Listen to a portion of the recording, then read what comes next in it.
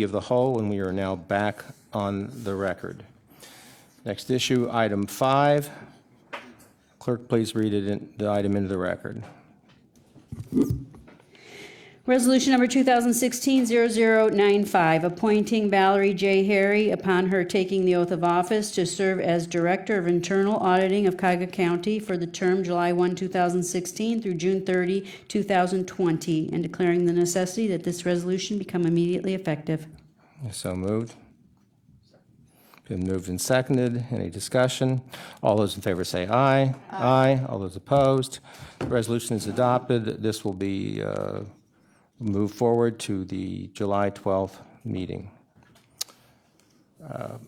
So ends that part of the Committee of the Whole. Now we have discussion items. Although the clerk does not need to read these resolutions into the record, I would like her to read them in one at a time as they come up. As everyone knows, these are 5 items that were on committee schedules until the celebration parade that took place on Wednesday, and so we're going to hear those because we believe that we need to move them forward. We're going to hear those now in the Committee of the Whole, and then move them forward if there's no objection in the regular meeting. And so, Clerk, would you please read the first item? Resolution number 2016-0106, making an award on requisition number 35433 to CHM Warnick in the amount not to exceed $675,000 for asset management services for the Hilton Cleveland Downtown Hotel for the period June 28, 2016 through June 28, 2019.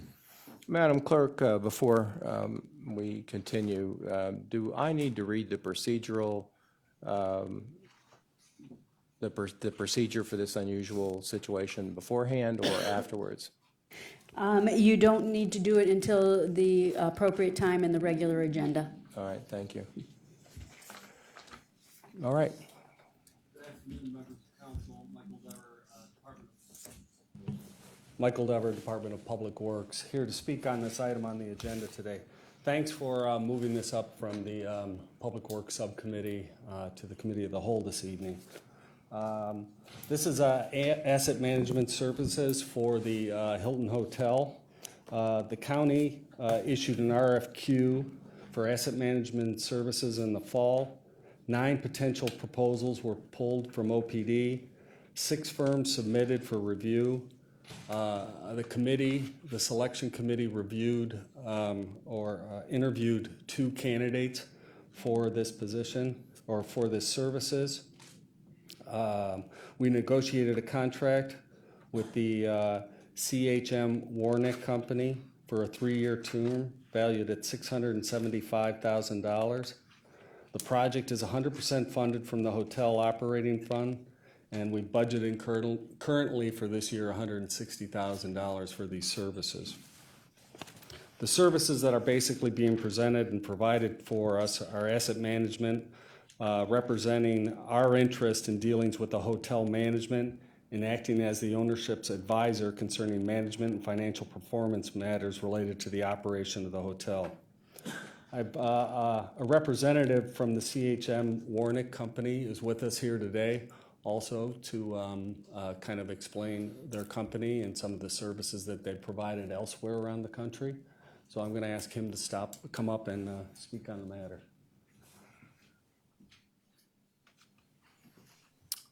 Good afternoon. My name is Larry Trabulsi, Trabulsi. I'm a Senior Vice President with CHM Warnick, and it's a pleasure to be here today. It was great. I was hoping to be on the agenda last week, but that parade was something else as well, so congratulations. Just a little bit about who we are. CHM Warnick, we are a dedicated hotel asset management company. We are about 30 professionals with an office just north of Boston, but also offices in Scottsdale, Chicago, and a few satellite offices as well. As Mike mentioned, hotel asset management is what we do. It's all that we do. It's not just a line of service for us. It is a core competency of our company. We work for hotel owners. Our clients are a mixed nature in terms of public and private clients as well. Our current asset management portfolio is about 50 hotels across the country, representing 23,000 hotel rooms. We think we have a pretty good niche in convention center hotel markets as well. We currently have 11 convention center hotels that we represent the ownership of across the country. 7 of them are publicly owned, like the one here. 4 of them are privately held, so this would be our 12th convention center hotel. And we work across all the brands. We work with Hilton and several of those hotels. We also work with Hilton and some other hotels as well, but we also work with the likes of Marriott and Starwood and Hyatt. And what that does is that enables us to see some best practices across each of the different brands, what they do well, and how we can bring that to other hotels in our portfolio to try to maximize the value of those assets. As Mike mentioned, in terms of what we do, what we would be doing for the county is we're representing your interests. What does that mean? Well, we'll be working on monitoring the financial performance of the hotel on a weekly and monthly basis, also helping with the county on an annual basis as well in terms of budget review and performance reviews. With the access to data that we have, both private data that we have and public, we can do some really good benchmarking for you as well. So if the hotel is running certain profit margins, we can say, that's great, but how about, you could be doing better in this area as well. We look at market data, not just here in Cleveland, but also across all the major metropolitan areas. Sometimes what you see are trends in one market can translate to a trends in another market as well. So our ability to really look across almost all the top 25 markets is pretty important for us. Sales and marketing is a big part of what we do as well. We would be working with the Hilton team on group pace. For a hotel of this size, you'll be selling that hotel for multiple years to come. So it's looking at bookings for 2016, 2017, and 2018 and beyond as well. And then as the hotel matures a little bit, we'll be working with you and the team in terms of the asset of capital planning for major renovations and minor renovations as well. So to wrap it up, we are sort of become your in-house hotel experts. You become a reference for you folks for any matters that come up as it relates to the hotel.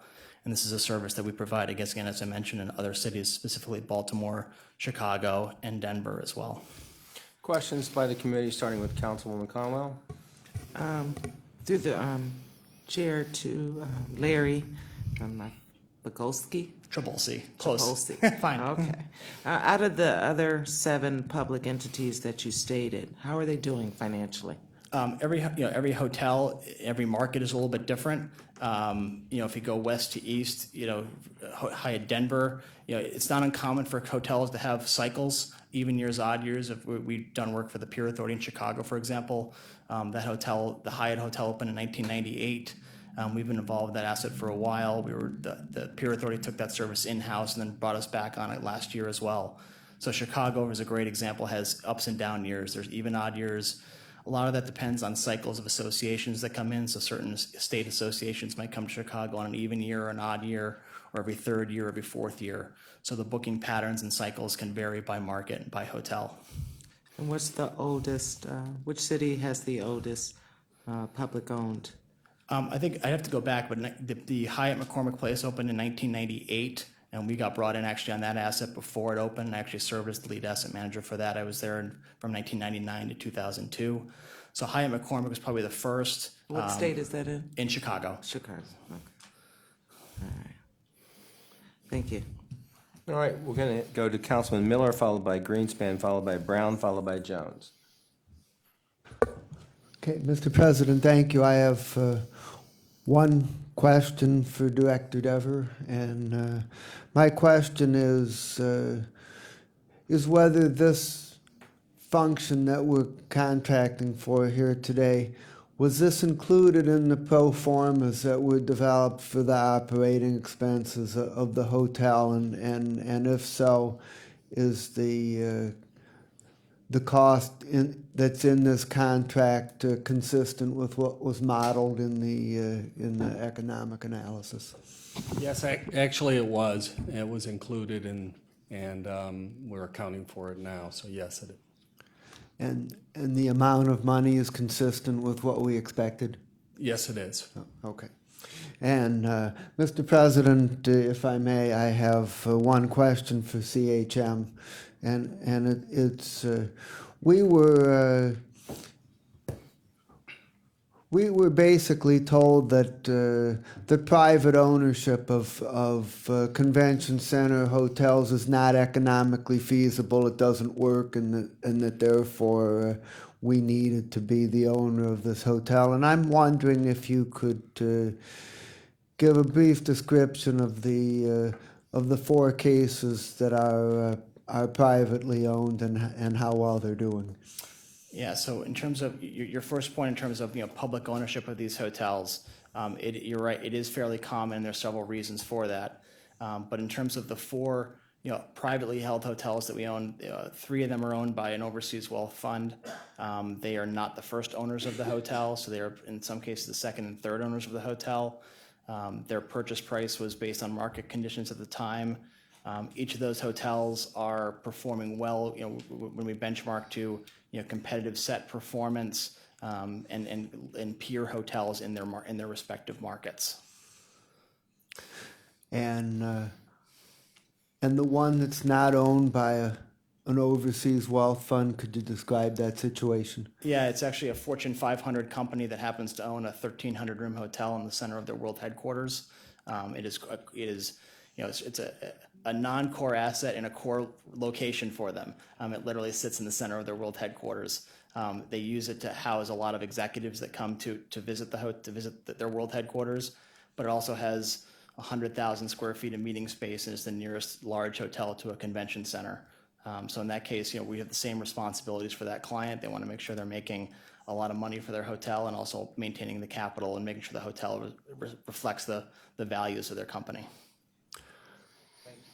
All right, thank you. Councilman Greenspan has withdrawn his question, and Councilman Brown. Thank you, Mr. President. The question I have is the fiscal year. What is the fiscal year for our hotel, and has it been considered relative to our budgeting process? Hilton, I believe, will be working on a calendar year basis for the terms of their management agreement. They have a stub year budget and forecast, which was presented to you last fall. They'll be presenting a budget for you, I believe, for calendar year 2017 later this fall, and those dates are all outlined in the management agreement. It's not uncommon for hotels and counties or municipalities to have some different timings and different requirements. That's something we do with some of our other clients as well to kind of help bridge of your delivery. Your financial reporting might be a little bit ahead of theirs. It's something ideally we try to work in over time to get Hilton to be or in this case Hilton to be reflective of the timing and dates that are needed by the county. Thank you. Councilman Jones. Councilman Miller asked my question, so I'll ask the same thing in maybe another angle. Tell us about the 7 convention center, publicly owned convention center hotels. How have they performed? Did they start in the black and move into the red, or give us a sense of how they have performed? Yeah, so for the most part, they have performed very well. Some of them did get caught up in economic timing. Specifically, a couple of the hotels opened up in 2008. Which was the heart of the downturn, both for the economy, but also for the for the hotel market overall. And in some cases, it took a few years to get back up to speed to where they were. Success for a hotel like this can get measured in a lot of different ways, making bond payments, generating other returns back to the city, helping to stimulate economic activity for the city as well, helping to keep a convention center full as well, which can be a large reason as well. So we track all those things. It's something we'll be working with the county on to kind of prepare a scorecard for not just how the hotel's performing, but also looking at some of those broader metrics as well. But generally speaking, the hotels are doing well. This is a good time to be in the hotel business right now. We're on this has been a very long, successful economic cycle right now. So most hotels across the country are doing pretty well right now. Are any of those public hotels being subsidized at this time? I would have to look. Typically, the funding source for them may be similar to what you have here. So there's, tax rebates and whether it's a dedicated tax from that hotel, from a broader hotel set, from reserves as well. So in some cases, there have been a couple of cases where we're still working off of reserves to help make bond payments, but in other cases we are sweeping excess cash back to the county. So it kind of varies by hotel and by market. Last question. Do you have, as you look at trends, do you have the capacity to tell us to anticipate if we might have to, again, support financially in any way in the future? It's one of the services that we do for you, is I call it eyes forward, and we want to be looking not just eyes backwards of how did you do last month, but looking eyes forward. And as I mentioned, for this hotel, our eyes forward can be multi-years. We're looking with work with the Hilton team of what are they booking now for 2017, 2018, 2019, 2020. A hotel of this size in the convention center, you typically have a 3 to 5 year booking window. So we're looking now at what they're looking at right now. With that comes also responsibility back to the county to serve as a fiduciary responsibility to try to be eyes forward to you of if we see risks coming up, let's identify them early and let's start developing strategies to help mitigate those risks. Thank you. Councilwoman Simon. Thank you. So I'm not sure I heard how was this sent out to bid and you happened to, how did you get this opportunity to come to the county? Right, actually, we put out an RFQ for these services, and we had 9 potential proposals pulled from OPD at first. 6 firms submitted. We reviewed those, scored them. There was a selection committee seated with people from Public Works, from the fiscal department. Also, one of the deputy chiefs was involved. And from that, we shortlisted 2 firms to come in for interviews. We went through an interview process, and then we ended up selecting CHM Warnick. So as our owner's rep, your asset management means the hotel itself. Correct. So it's an Yes, it is the overall, it's hotel, not the correct. personal property, the linens, it's or does it include to that level of the minutia? It would include that level of minutia. A lot of those things you've covered are typically part of operating supplies. So if the Hilton comes to you and says we want to spend $100,000 on China, it's our job to say, okay, do you really need it? Is that the right amount? Maybe it's more, maybe it's less. Same with guest room linens, for example, of what are known as par levels. Do you have the right levels of par? Do you need to be adding more? Do you need to be adding less? Those are things that we do typically as part of the annual operating budget process, but it happens every month. I can tell you we're having a lot of linen discussions right now as hotel occupancies are at record levels across the country. So we're buying a lot of linen right now. So do you know if this hotel leases, things like leases or owns? Does our hotel own? For the most part, the structure that said it was owning. Owning, Yes. okay. I think that's it. Any other questions by the committee? Councilwoman. I was just wondering through the chair to Larry, if you could just provide the council with the list of, I know you rattled off a few of the services that you would do, but just more detailed so we know exactly what you're. Yeah, absolutely. So our scope of services is defined as an exhibit to our agreement with you. The broad stroke is we're representing your interests on all things that relate to the hotel. We typically put that into a couple different buckets. First is from a market conditions perspective. We're actually monitoring on a weekly basis how the hotel's performing to a defined competitive set. And then we're also looking at multiple markets as well based on data that we're getting coming in from multiple sources. From that, we're looking at the hotel's sales and marketing team as well in terms of how they're performing. A lot of what we'll do is look at goal setting for them. Are the goals the right direction? And then monitoring performance to those goals on a monthly basis. Yeah, that's what I mean. If you could send in a written. I didn't. Oh, sure. Yeah, I didn't want to. Sorry, yeah. Absolutely. And could you just, last question, My apologies. CHM, what does CHM stand for? CHM stands for Capital Hotel Management, and we merged with Warnick and Company at the beginning of 2015. So our newly formed entity is CHM Warnick. Thank you. And CHM was founded back in 2000. All right. Well, if there are no further questions, thank you. We'll move to the next item. Thank you. Resolution number 2016-0108, authorizing an amendment to contract number CE 1100-414 with Toshiba Business Solutions for countywide enterprise digital and print management services using green-friendly technology for the period July 1, 2011 through June 30, 2016, to extend the time period to June 30, 2019, and for additional funds in the amount not to exceed $3,900,000. Good afternoon. Michael Young, Department of IT. Public Works, in partnership with the Department of IT, is requesting the extension of this current contract with Toshiba. With this partnership, we expect to see a $234,000 savings based on the current rate reduction that is part of the renewal. 40% of the existing fleet will be replaced. To improve the level of service Toshiba provides to the county, they are going to staff a full-time project manager on site down at Lakeside. To continue improving the level of service, they are going to establish and maintain a parts depot on site at Lakeside. What that will do is that will allow the technicians that are supporting the equipment to reduce turnaround time because they don't have to go back to their home office to get any of the equipment required to maintain the stock. The electronic faxing at HHS will be replaced and will be introduced in the county in 2016. As part of the partnership with Toshiba, they are doing currently a document management efficiency analysis at HHS at no cost to the county. pause and ask any questions. Questions by the committee? Councilman Germana. Thank you, Mr. Chairman. In my history as a president of council, I had a councilman by the name of J. Kevin Kelly that went on from being a councilman to being president of the Parma Board of Education. And they had a renewal contract coming up, and they sent out for bid. And before the bids were opened, they accepted a reduction from the current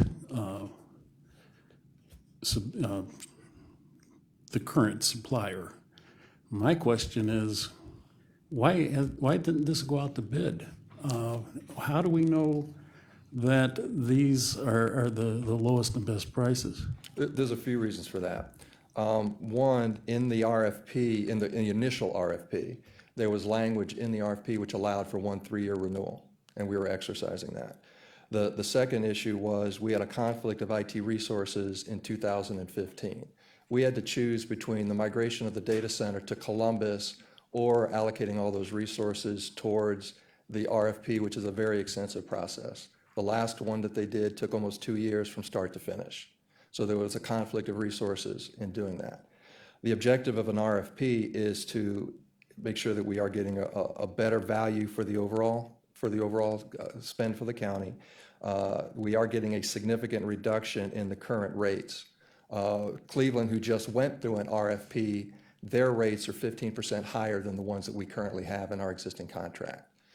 We also wanted to improve the level of service that we are going to get, and Toshiba stepped up by putting full-time resources on site that will be visiting every agency, every department on a regular basis to make sure that all the services and needs of the county are being addressed.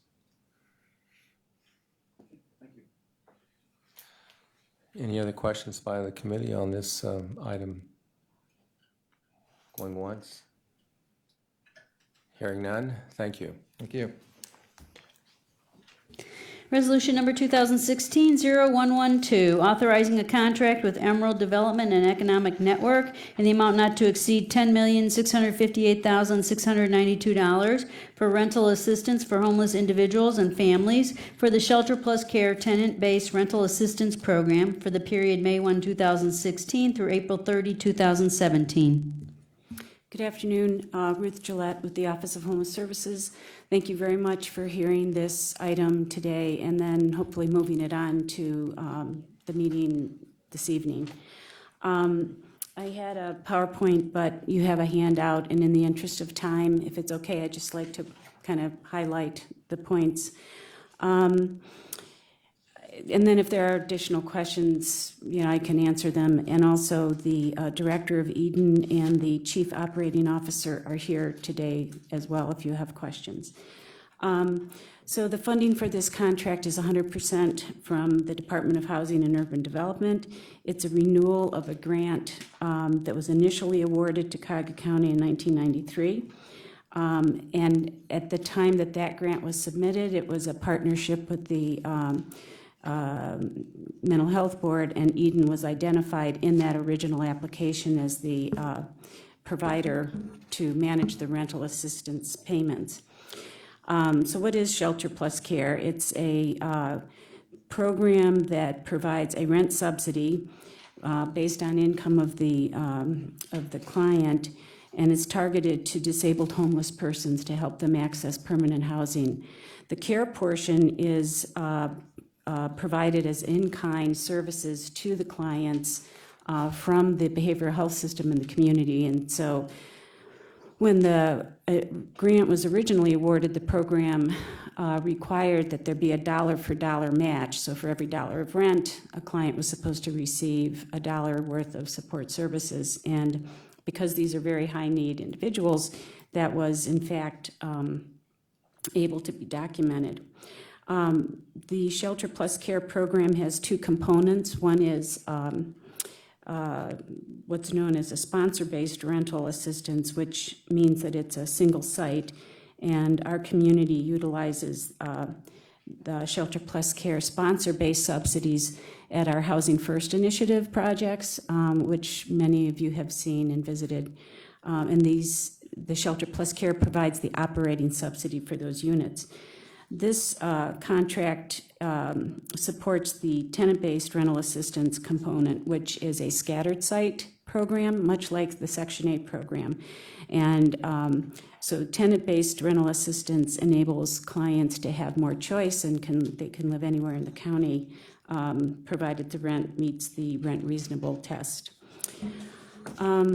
Just kind of moving along, in 2015, our community was awarded 4 Shelter Plus Care renewals. This first one is the $10,658,692, and that supports over 1,000 rentals throughout the community. There are 3 other Shelter Plus Care awards, 2 of which I'll be coming back to you with, because they're over 500,000. But so the total HUD allocation in our community exceeds $13 million just for this program and supports over 1,300 units. So after we applied in 1993 and were awarded the grant, our community applied every other opportunity we had, because this was a way to increase very targeted subsidies to homeless persons with disabilities. So going on, you have a slide in your handout that talks about the client profile. You can take a look at that, but clearly all the residents have a serious disability. About 8% are veterans, 38% are in families, and they all were homeless prior to receiving Shelter Plus Care. On the outcome side, the main point here is that people who are able to access Shelter Plus Care remain stably housed, and that's the point of the program. There's a less than 6% turnover rate, which means people stay in the units that they're living in. And the really important thing is that when people exit, they may move to other permanent housing, but they do not return to shelter. So in conclusion, this contract had a start date of May 1st, 2016 through April 30th, 2017. It was funded through the 2015 Hearth Act, and it is late in being submitted because of both the delay that HUD experiences in issuing the award notices, coupled with our own county processes and sort of an extended learning curve with MyPro. I'd like to point out that for the money, 92% of the contract funds go directly to rent subsidies. Only about 7% goes to the activities that are required to administer the rents, and less than 1% goes to administration, either direct or indirect costs. I think you also received a detailed demographics page, and that includes kind of a distribution of where, as I pointed out, this is like a this is a scattered site rent subsidy program, and it shows where throughout the county clients are living by zip code, by community. And so I'd be happy to answer any questions, and again, Irene Collins and Elaine Gimmel are here to answer questions if you have any. Questions by the committee. Councilman Miller? Just one, Director, you mentioned the requirement that there be an equal amount of support services compared to the rent. And my question is whether that provision is still in effect, and if so, how is it documented and who provides those support services? Okay. To the chair, to Councilman Miller, when the Hearth Act was passed in 2010, the percentage match went from 100% to 25%. In part, this is a recognition that when individuals are stably housed, their need for, intensive services declines because they become healthier and so to answer the first part of your question, the match has decreased from 100% to 25%. How this is documented is through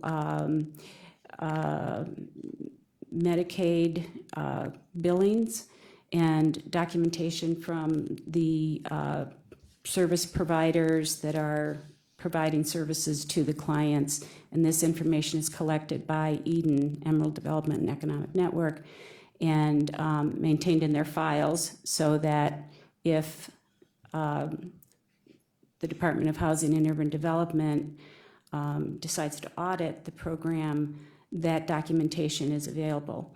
And because this is such a large grant, it has been audited. It gets audited almost every 3 years, and the documentation is maintained at Eden's offices. Okay, thank you. Councilwoman Simon, then Councilwoman Conwell.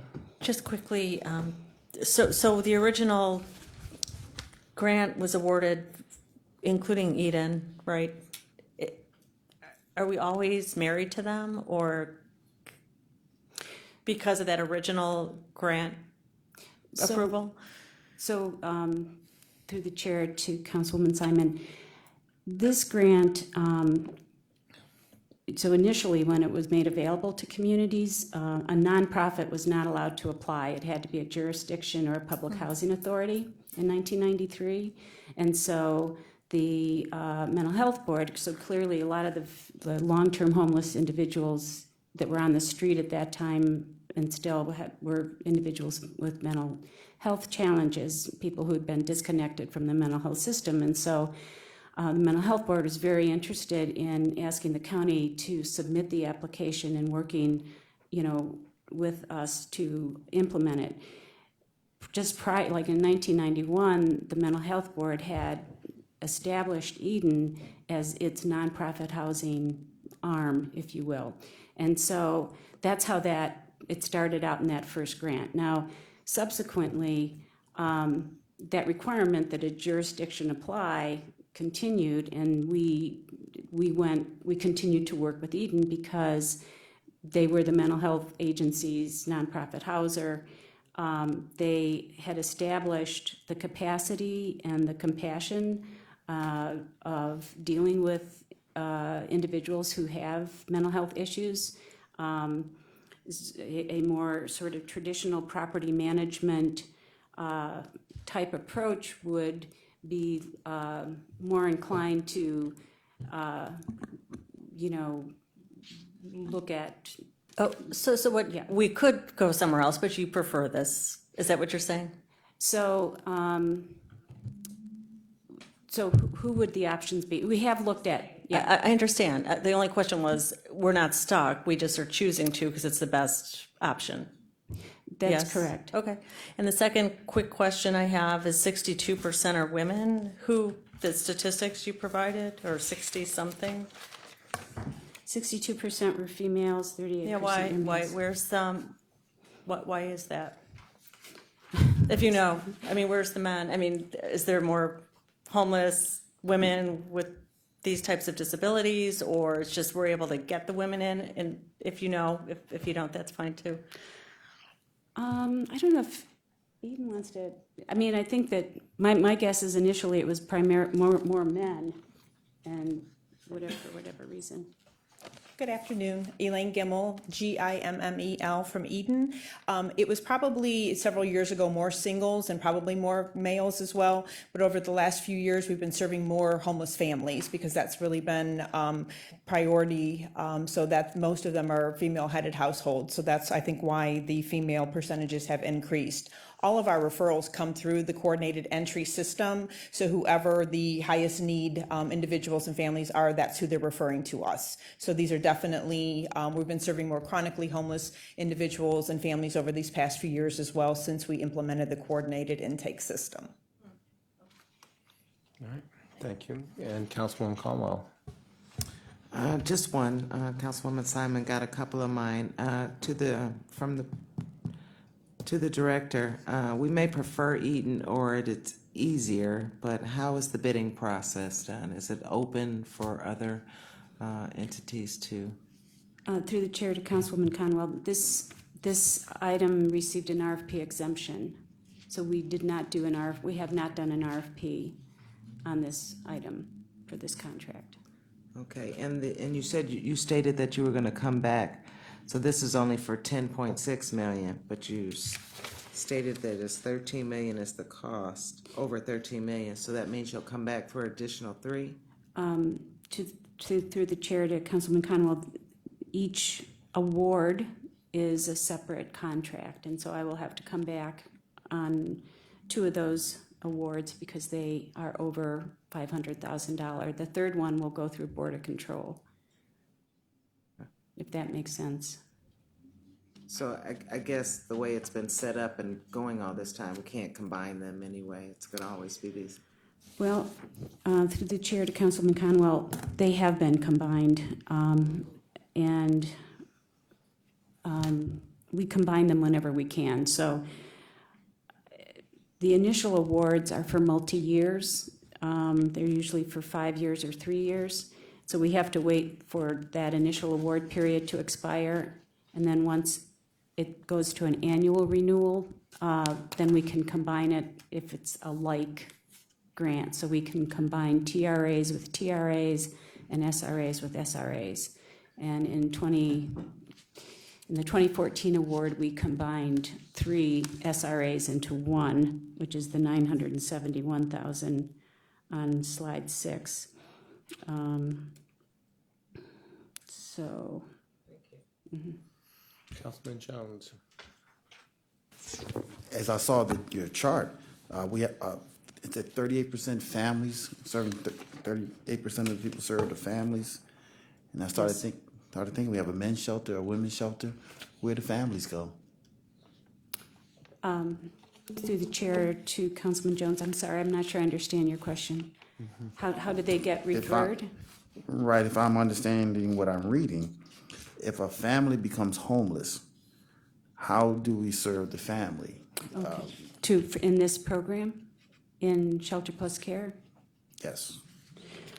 And it can be broader if necessary. So the family shelters, there's a slide. It kind of describes the strategy, slide 7, which talks about the housing crisis response system. So everybody starts out in shelter, singles and families. And the idea is to try to house people as quickly as possible. So for families particularly, because we've had that resource, we provide rapid rehousing assistance. But for families who need more than the 4 months of rent, they can be referred for Shelter Plus Care and receive a long-term subsidy, provided they have the disability eligibility. And so that's how they would access the Shelter Plus Care program. We're not talking about dividing families, do we? Oh, no, absolutely not, no. Thank you. All right, Councilman Germain. Yeah, thank you, Mr. Chair. I'm just wondering, do the recipients actually have to become homeless before they can get assistance, or is there criteria where they don't have to experience homelessness to qualify? To the chair, to Councilman Germana, this is targeted to people who are homeless. They have to be literally homeless, and because this is a very small resource compared to the number of both homeless individuals and families and, in general, low-income people, the Department of Housing and Urban Development requires us to do our best to discern who is the highest need among all homeless disabled. So we have to look at how long people have been homeless as a criterion, as well as the severity of the disability. So, yes. Any other questions by committee? Thank you, Ruth. Thank you very much. Please read the next item, Madam Clerk. Resolution number 2016-0113, making an award on requisition number 35953 to various providers for job readiness, search, placement, and retention services for Ohio Works First cash assistance and food stamp recipients for the period July 1, 2016 through June 30, 2017, with the providers and in the amounts not to exceed as printed on the agenda. Good afternoon, David Merriman, Cotw Job and Family Services. I'm here today to talk about two items that are related, but I know we're speaking first about 0113.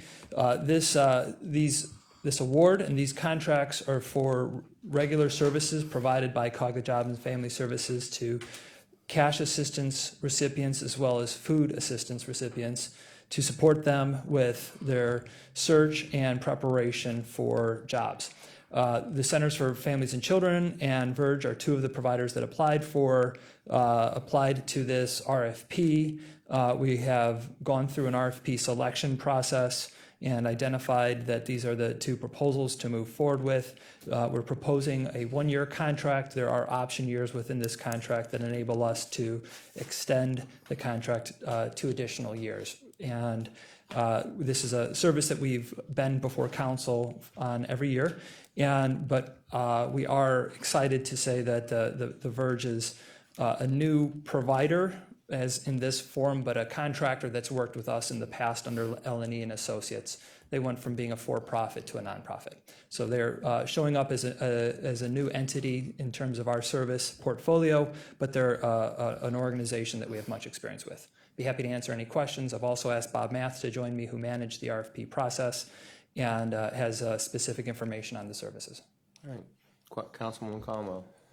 So through the chair to Mr. Merriman, they both bid for the contract, is that what you're stating? They and others bid for the contract, yes. Okay, and so why did we go for 2 instead of just asking the Centers for Families and Children, I'm just, for children, would they increase or whatever? Why did we go with? We felt both proposals were very good proposals. They were both providing a quality service. We did want to ensure that we had a provider on the east side as well as west side to facilitate closer access, and the center specifically has a special target towards Hispanic families. And each of the centers each of the programs offer similar services but have relationships with employers, and this lets us have a broader network of employers that we work with. Let me ask Bob if he would add to that. No, I think the key element is that we serve, it's easier access for most of our participants. We have somebody in Gordon Square and El Barrio, which is the workforce system of the Centers for Family and Children that, serves a great many of the Hispanic population. And again, to Mr. Merriman's point, they both have relationships with a variety of different employers. So what? So Verge, I take it, is located on the west side. They are located at 24th and Prospect downtown. The east side. So both of them are accessible by public transportation with ample free parking. Okay. The That's one of center the has criteria. various sites, though, correct? That are in the community. Yes. Okay. So if these two do an outstanding job, just explain to me why we didn't go with 3 or 4. So there is administrative costs with each contract, and we felt that we could accommodate 2 providers and have coverage throughout the city, but also have 2 providers that we would contract with. If you add additional centers, that does increase the number of administrative costs that are available in the community. There's also a capacity that you really want to have enough people going to these programs that it makes sense for them to hire staff and to be operating the program at full capacity. 2 or 3 just sends clients in many different directions. We've always had 2. We've always, for this There type have of. been times we've had more than 2, but Okay. Councilwoman Conwell, in the past, the number of people that are work required that have this, that have this mandate, that number's decreased dramatically. At one time, we had probably 7 providers doing job search, job placement activities. Now the demand is much less. We only have like 1,300 or 1,400 folks that have this work requirement. So the demand kind of also dictates the number of providers we want to utilize. Okay. Thank you. Councilwoman Brown. Thank you. Just point of clarification, how many did we have prior to this contract? exactly? The current service provider, the provider that we're using right now, is just the centers, and that was through a one-year extension of services. Prior to that one-year extension, we had two providers. Okay, so has there been an increase or decrease with the centers in the contract amount? For this contract or for the contract that we're currently under? For this new contract, is it an increase or a decrease? No, it's a significant decrease. Okay. And the one last question is, Councilwoman Conwell indicated that the centers has multiple locations. Will the end user be able to access these services at all the centers' location or just one? Councilwoman Brown, they would, for the actual job search activities, they would only be able to access them at their one site. And which Now, for site? the one on El Barrio on 54th, West 54th in Detroit. If the folks need additional supportive services, whether it's mental health counseling, alcohol and drug counseling, parenting, they can access a wide range of services that centers offers. I'm sorry, and I Okay. missed Councilman Jones and Councilman Miller, and then back to Councilman Simon? No, then we'll go to Councilman Simon. The services will be provided really just from two locations. Is that correct? You said Verge is on 24th and Prospect. The Centers for Family and Children, which location will they deliver the service from? 52nd in Detroit. 52nd in Detroit. Okay. The TANF dollars are different from like the food stamp, the entitlement. The entitlement they provide, they meet your demand. The TANF dollars, you have to be more strategic with. Is that fair to say? I'm sorry, go on. No. My question is, the dollar amount that was determined, how did we arrive at the dollar amount that would be used for this particular service? For the overall service for the two Yes, providers? for the two providers. Based on past utilization and the number of clients we anticipate serving. And the two numbers were not divided evenly. How was that? They're close, obviously, 697, 717. But how were those two numbers arrived at? Councilman Jones, it's arrived at kind of capacity. Historical data tells us that we have more participants that will attend the downtown or east side location than the west side. And we've had about 10 years of data to support that. So Verge, who's on the east side, will serve 400 individuals. El Barrio will serve 300. Okay. Thank you. All right. Now, Councilman Miller and then Councilwoman Simon. Thank you, Mr. President. And when Verge operated as a for-profit, did it operate under the same name or did it have a different name? It was known as L&E Associates, which is sometimes confused with another L&E Associates, but this is Lisa Evans was the owner of that organization. She converted her organization to a nonprofit. And as a profit or a nonprofit, how long have they been in existence? Councilman Miller, they've been in existence, I don't know the exact date, probably over 10 years now. So they're pretty experienced at, and they were an offshoot of another provider a number of years ago when welfare reform started. Their staff all worked for another entity that was providing these same services, and then they spun off and developed their own organization. Okay, thank you. Councilwoman Simon. How many contract cycles has the Center for Families and Children be privy to? How many contracts over the years with this service provider? Have they always consistently been in a party to the contracts?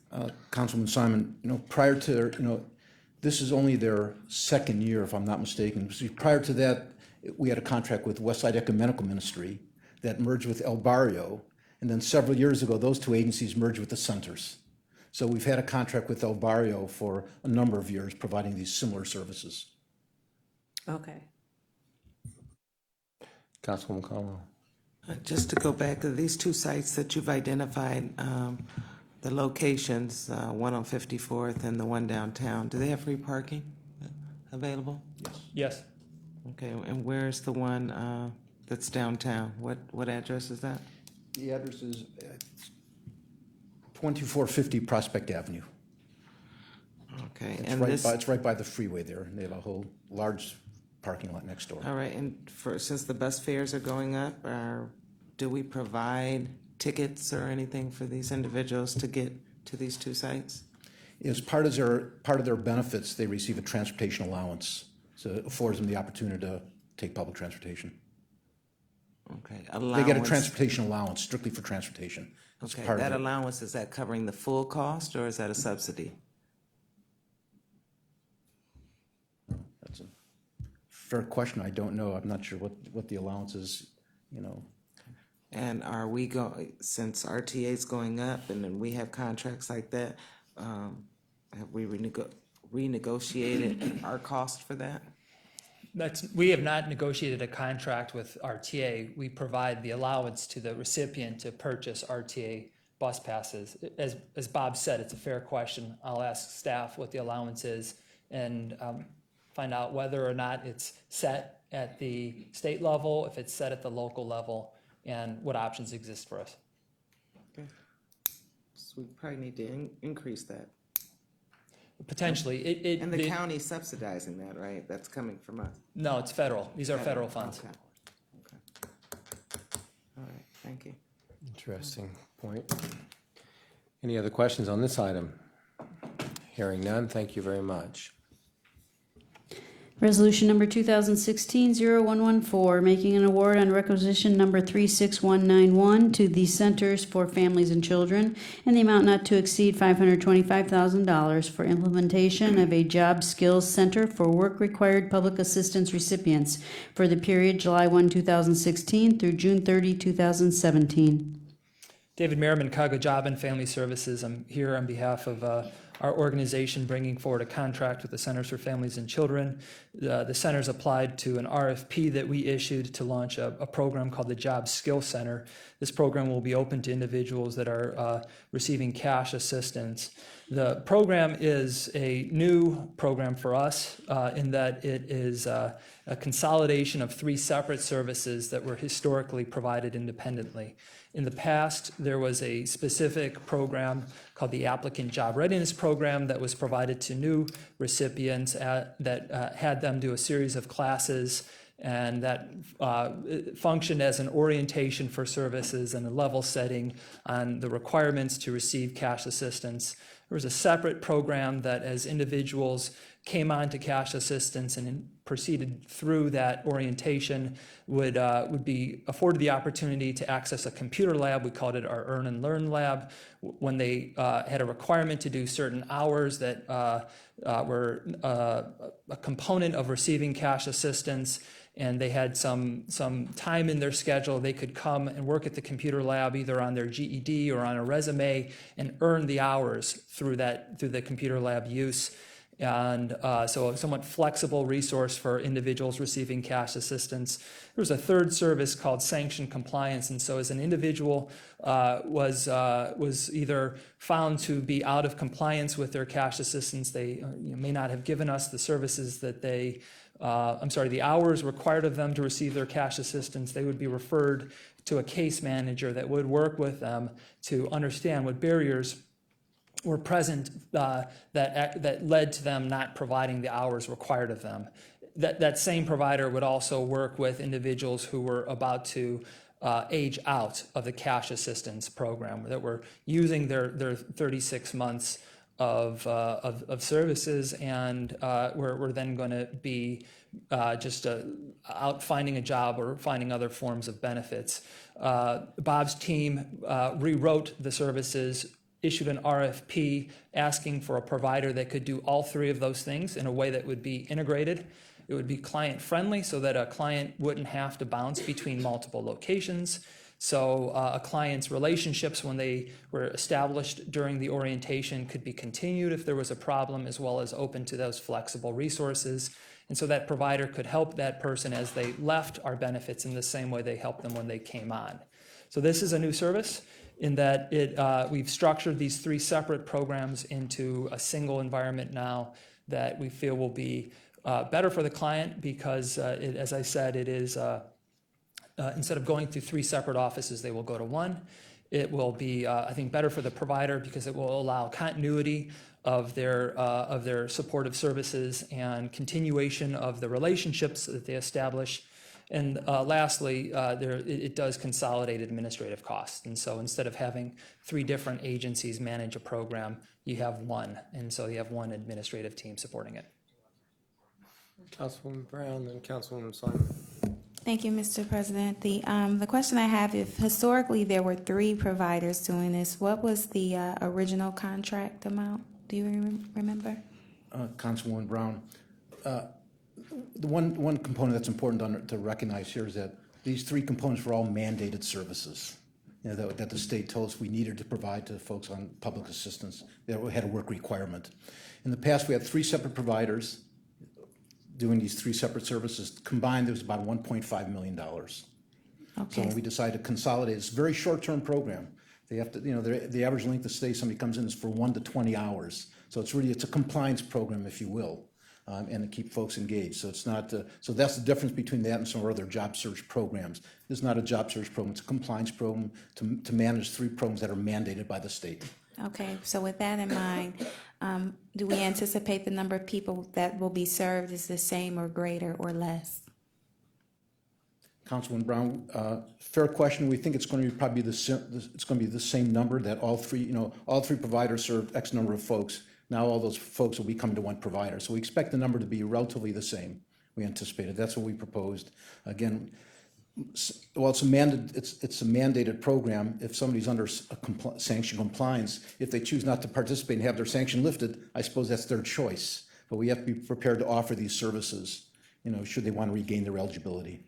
So if I understand you correctly, this is mandated with the contract before that. Is that not mandated? What are the difference between the two? Because the verbiage is very similar. So if you could clarify that for me. Councilwoman Brown, the contracts we just talked about before, those are not mandated, but it's a core service that is recommended, you know, to work with individuals that come in that we think are job ready to move into the world of work. The job search and job placement programs are kind of fast track programs. All right. So that's the primary difference. This is a compliance program. It's not a job placement program. Councilwoman It's a little Simon. confusing, I understand. So thank you, Mr. President. Why aren't we using the WIA board, the workforce board programs that are already in place instead of having this job placement contract? So, Councilwoman Simon, I want to recognize the contract we're talking about right now is not job The Verge placement. one, the one before, 113, isn't that job placement, 0113? So I'm going back to it. The centers did not apply to that for that RFP. Workforce. The Workforce Development Board, Ohio Means Jobs, Cleveland-Cuyahoga County did not apply for the job readiness, job search, job placement RFP. It was open to them and they knew about it? It was open to the public, yes. Why, did you consult with them why they didn't apply? No. Councilwoman Simon, is with respect to an RFP process, we release the RFP, then it's open to, you know, we can't encourage. We send notices out to everybody. They're on the. Yeah, I understand you vendor don't list, encourage, So, but I you know oftentimes. they're aware of it. Oh, sure. So there's discussion about, hey, was this not written up right? What's the problem? You know, so that's my question. I just, in terms of family and children, on the second, well, the resolution we're looking at now, who else applied for this and who else applied? We changed a program and they got this rather large contract that seems to be tailored for what they do. Who else applied or responded to the RFP? I'm assuming there was one.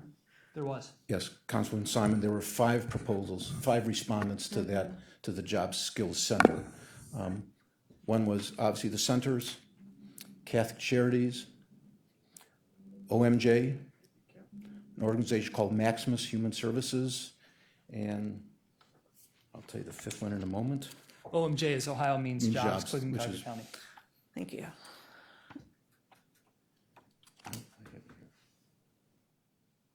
Okay, well, you're looking for that, so I'm assuming this was the best and lowest bid? And the fifth But one was this the lowest bid? this happened to be the lowest bid. This was the lowest Yes. bid? Okay. Just to give you some sense, they proposed for $500,000, $525,000.